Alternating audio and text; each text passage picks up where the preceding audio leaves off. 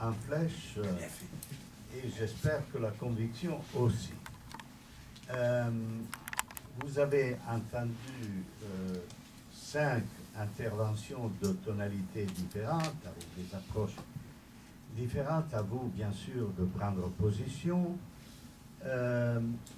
J'énumère seulement ce qui...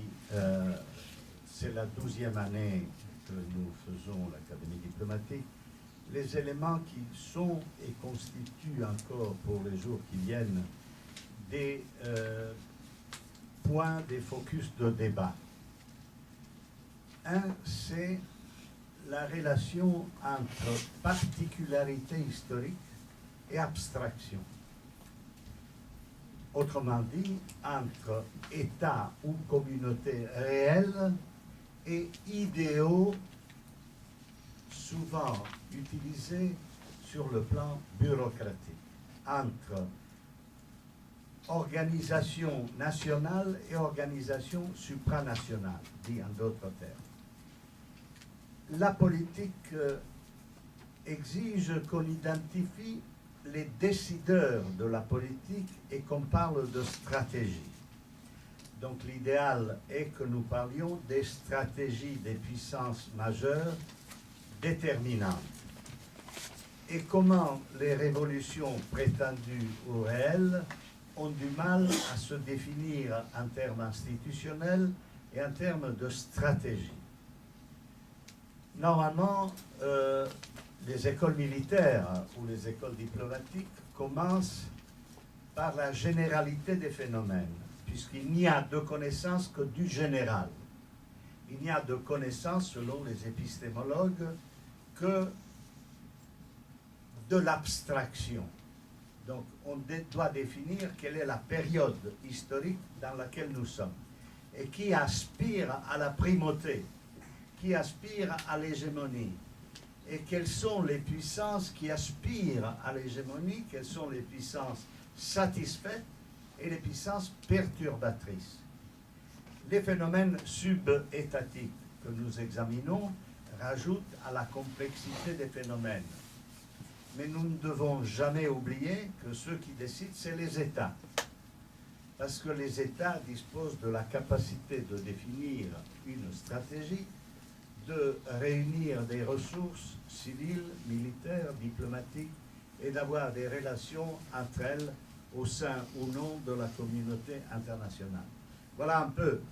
Les civilisations sont redevenues à la mode après l'article de Samuel Huntington de 1993, repris dans son livre de 1997, sur lequel il y a eu un grand débat. Mais le grand débat, sur lequel j'avais écrit un petit article à l'époque, avait conclu, comme c'est évident, que les civilisations ne sont pas des acteurs, ne sont pas des acteurs historiques, s'appuient sur des cultures nationales, mais pour nous, le problème important, c'est de définir quel est le statut dans les relations internationales de l'Europe, ou pour parler des institutions qui la représentent souvent, mais qui ne sont pas l'Europe, l'Union européenne. Quelle est la réussite et quel est le manquement de l'Union européenne par rapport aux idéaux des premières générations de ceux qui ont cru à l'Europe et qui ont cru à une Europe politique et non bureaucratique, capable de penser et d'agir dans le système international. Je rappelle que la première forme de l'Europe, qui fut définie par 3 hommes de culture allemande, Adenauer, Schuman et De Gasperi, était une 3e voie à l'époque de la bipolarité entre la Russie soviétique et les États-Unis d'Amérique. Les problèmes aujourd'hui peuvent être définis toujours en termes de civilisation, mais il faut identifier quels sont les acteurs porteurs de telles formes de civilisation capables d'agir sur la scène internationale. Je termine en disant qu'il y a un auteur dont je recommande la lecture, qui définit les scansions historiques, c'est Strauss-Hüppe. qui a défini la période actuelle comme quatrième grande révolution systémique. Nous sommes dans une révolution systémique où tous les paramètres et les paradigmes ont été changés et sont en train encore de changer. Donc, quand le tout change, il faut voir quelle est la morphologie du pouvoir issue de ces transformations. Nous sommes dans cette période-là et je recommande la lecture de cet auteur. Voilà pour terminer. Maintenant, vous avez la parole, bien sûr, vous pouvez vous exprimer en toute liberté. Ayez la courtoisie de vous limiter à 1 minute, c'est beaucoup, et de dire simplement les choses. Merci beaucoup. Donc, je vois 1, 2, 3 et 4 et 5. Nous prenons 3 questions, il y aura des réponses, et puis encore les autres questions. 2 tournants de 3 questions, si vous le permettez. Question, pas palabre, question et réponse rapide. Question rapide et question rapide. Le premier. Merci. S'il te plaît. Question à M.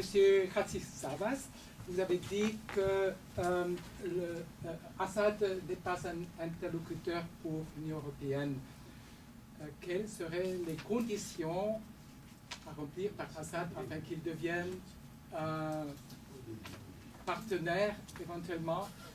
Est-ce qu'il est possible que, avec des démarches diplomatiques, on y arrive?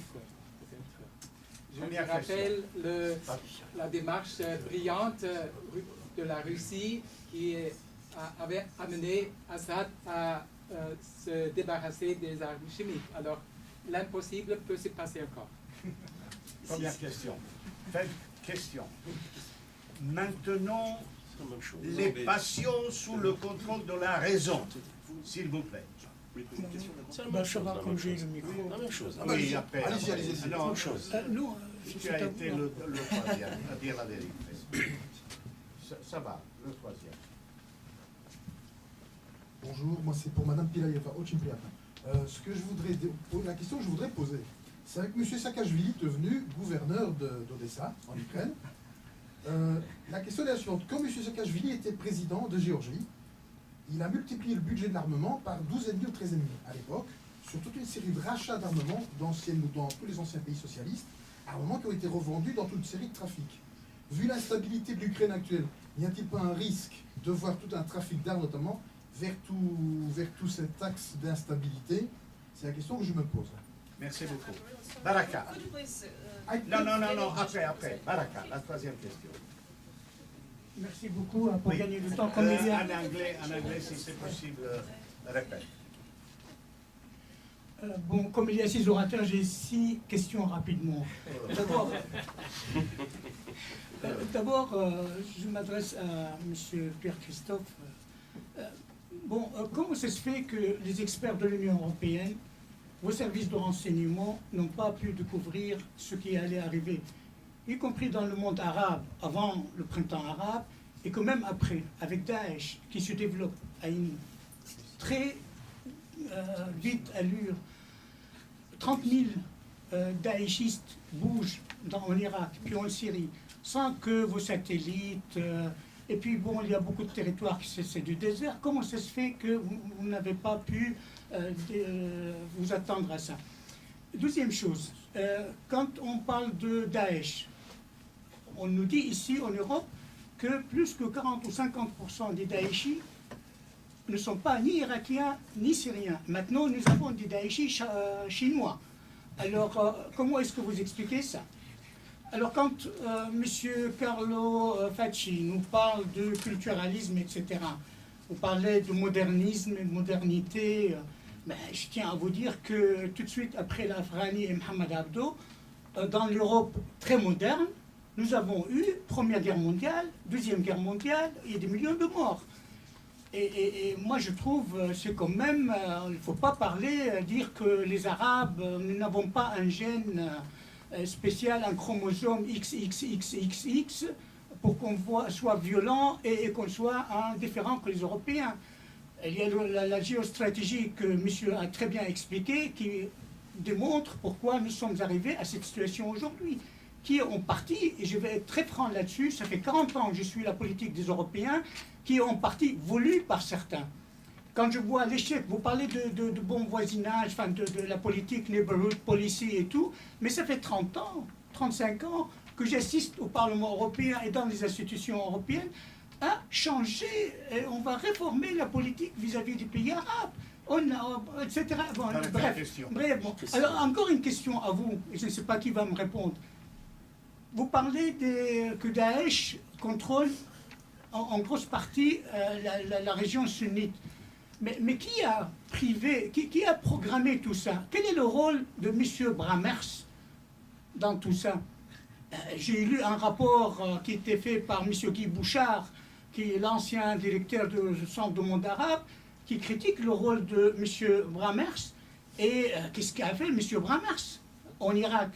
Et comment ça se fait qu'en Syrie, nous les Européens, nous avons été les premiers contre le régime de Bachar al-Assad, et ceux, les malheureux comme moi, qui disaient au départ de la révolution arabe qu'il ne faut pas encourager l'arrivée d'une guerre civile, que ce soit pour une guerre civile locale ou par personne aux forces étrangères imposées, il fallait éviter cette guerre civile, il ne faut pas pousser la Syrie à la guerre civile. Et votre ministre des Affaires étrangères, votre ambassadeur, monsieur l'ambassadeur Chevalier, et l'ambassadeur des États-Unis étaient les premiers à aller encourager les Syriens. Et quand on parle de l'Arabie Saoudite, on parle du rôle de l'Arabie Saoudite, comme quoi elle a encouragé le terrorisme, etc.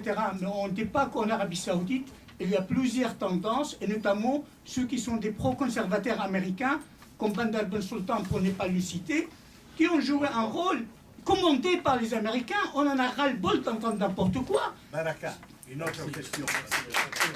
Parce que sinon... Alors, enfin, je termine pour vous dire que l'Irak est artificiel. Moi, je vais citer une phrase qu'avait dit l'ancien ministre des Affaires étrangères Tariq Aziz, qui est chrétien, qui avait dit: nous avions la civilisation, nous avons décrit le Sharia de Hammurabi, la loi de Hammurabi, au moment où en Europe, on se cachait l'avant et l'arrière avec des feuilles. Avec des feuilles d'arbres comment ça s'appelle encore,